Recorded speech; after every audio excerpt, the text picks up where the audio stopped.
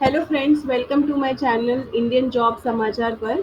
यहाँ पे हम सारे अपडेट्स देते हैं about government jobs, private jobs, technical, non technical.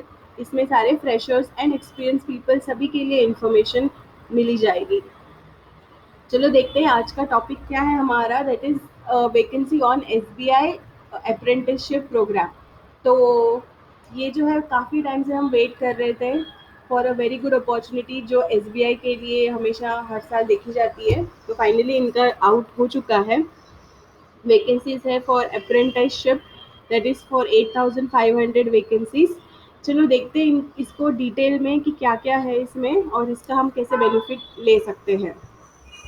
तो ये एसबीआई की रिक्रूटमेंट है, आपको दिख रहा है यहाँ पे अप्रेंटिसशिप के लिए है। इसका ऑनलाइन रजिस्ट्रेशन स्टार्ट हो चुका है, दैट इज़ ऑन 20/11/2020 से। और लास्ट डेट है 10/12/2020। टेंटेटिवली इसकी एग्ज़ाम होने वाली है जनवरी मंथ में। तो आगे देखते हैं कि इसकी क्या एलिजिबिलिटी क्राइटेरिया है, रिक्वायरमेंट्स है। अगर आपको यहाँ पे दिखाई दे रहा है तो टोटल वैकेंसी है यहाँ पे 8,500 की, जो सारे डिफरेंट स्टेट्स में यहाँ पे आपको दिखाई देंगी। यहाँ पे डिटेल में इन्होंने इंफॉर्मेशन दी गई है, आप इसका टेंशन मत लीजिए।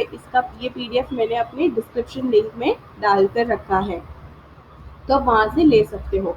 तो ये स्टेट वाइज वैकेंसीज दी है। लैंग्वेज यहाँ पे जो ये प्रेफर करते हैं स्टेट वाइज के लिए, यहाँ पे एससी में है 33, एसटी में 72, ओबीसी में है 129, ईडब्ल्यूज जो है कैटेगरीज है डिफरेंट 48, ये जनरल कैटेगरी है 198 और ये टोटल 480 है। इस तरह से इन्होंने स्टेट वाइज दी गई हुई है।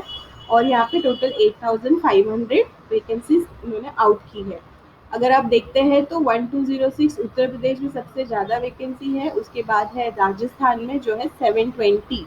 इस तरह से आपको यहाँ पे बाकी स्टेट्स की भी दिखाई देगी इंफॉर्मेशन। अभी आगे बढ़ते हैं नेक्स्ट क्राइटेरिया पे।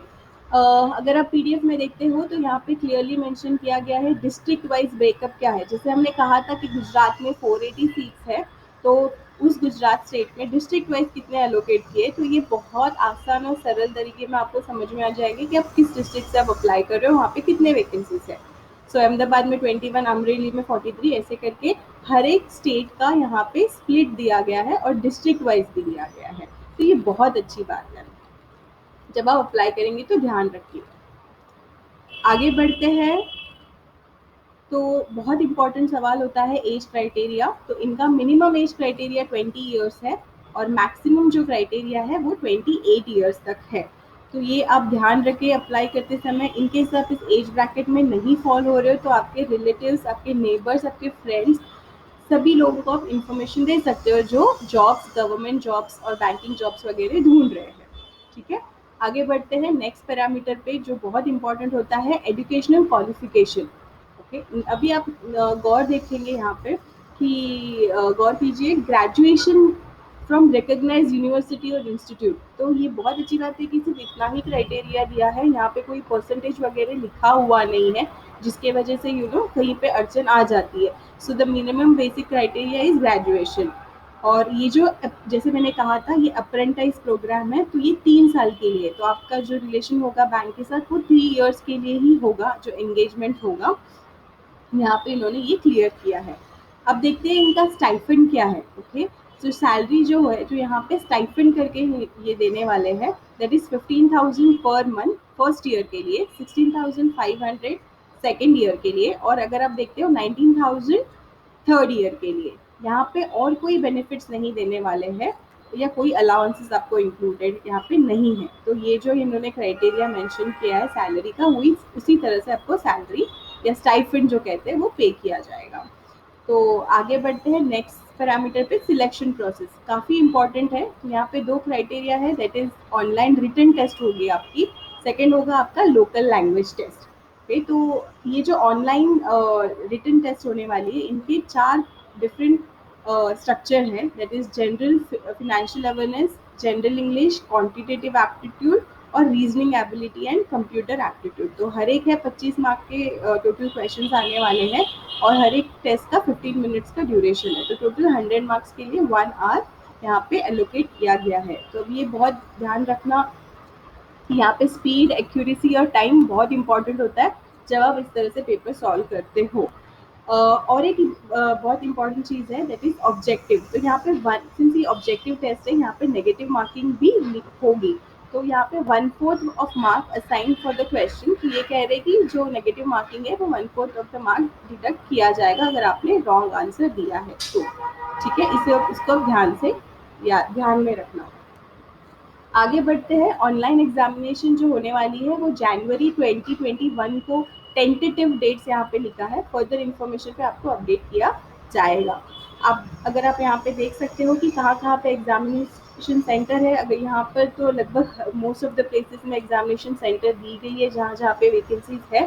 तो आप अपना यहाँ पे रिक्वायरमेंट चेक करके इस सेंटर से आप अप्लाई कर सकते हो। ठीक है, आगे बढ़ते हैं।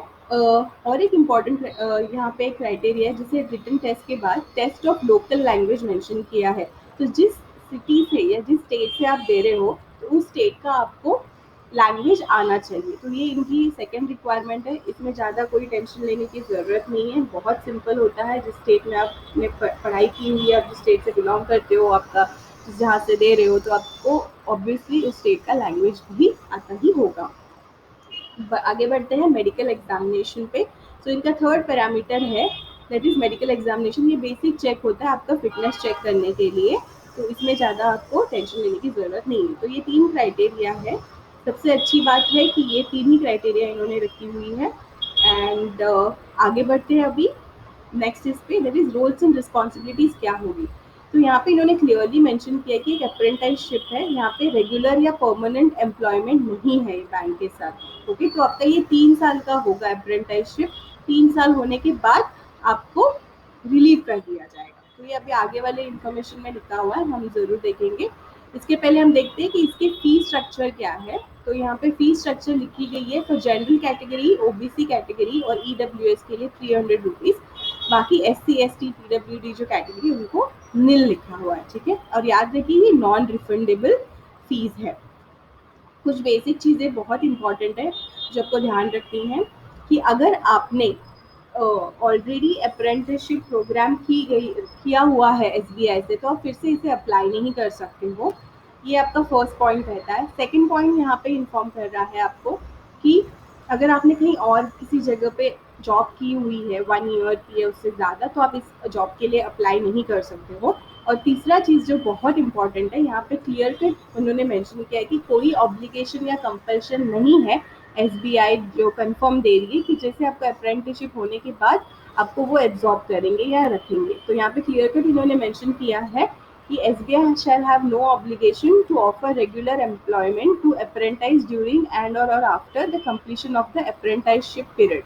Okay, after completion of apprenticeship period, candidates will be relieved from the respective work area. आपका apprenticeship खत्म होने के बाद आपको रिलीव कर दिया जाएगा, इसका आप ध्यान रखिए।